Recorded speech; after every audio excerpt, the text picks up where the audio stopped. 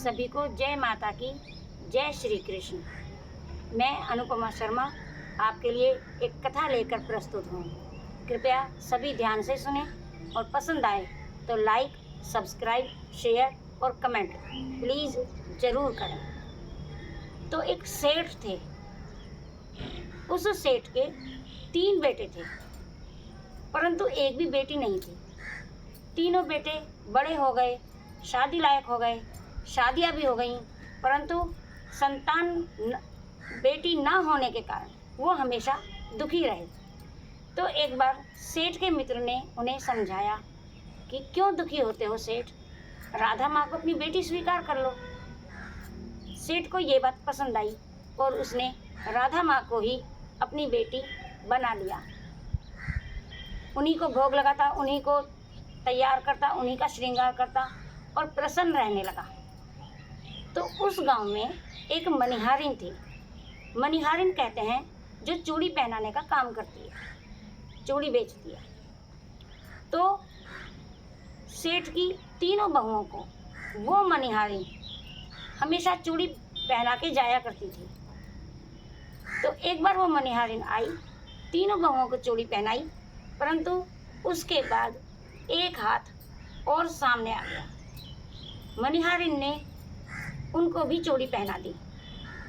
उसके बाद सेठ से बोली कि आज मैं पैसे ज़्यादा लूँगी। कि क्यों, क्या चूड़ियों के दाम बढ़ गए?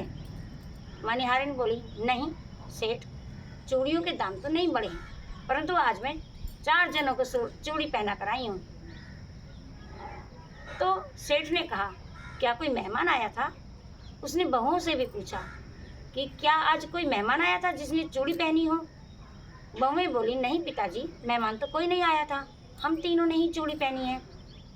सेठ बोला मनिहारिन से, देख, यदि तुझे चूड़ियों के पैसे ज़्यादा लेने थे तो साफ साफ बोल देती।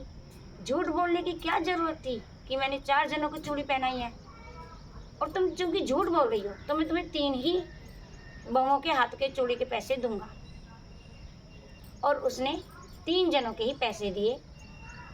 मनिहारिन अपने घर चली गई। रात को स्वप्न में राधा माता ने सेठ को दर्शन दिए और बोली, वाह सेठ जी वाह, मुझे अपनी बेटी मान तो लिया, बना तो लिया, पर दिल से स्वीकार नहीं कर पाए। सेठ बोले, क्या मतलब?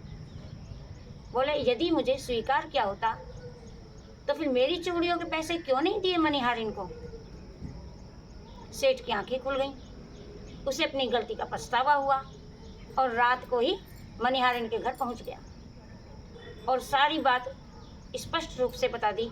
और चौथे मतलब राधा माँ के चूड़ियों के पैसे वो मनिहारिन को देने लगा, परंतु फिर मनिहारिन ने पैसे भी नहीं लिए और वो काम धंधा भी छोड़ दिया। और सेठ और वो मनिहारिन वो तो ईश्वर की भक्ति में ही लग गए। तो ये कथा समाप्त होती है।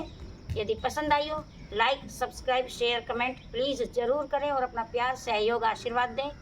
और अगली कथा तक के लिए मुझे आज्ञा दें।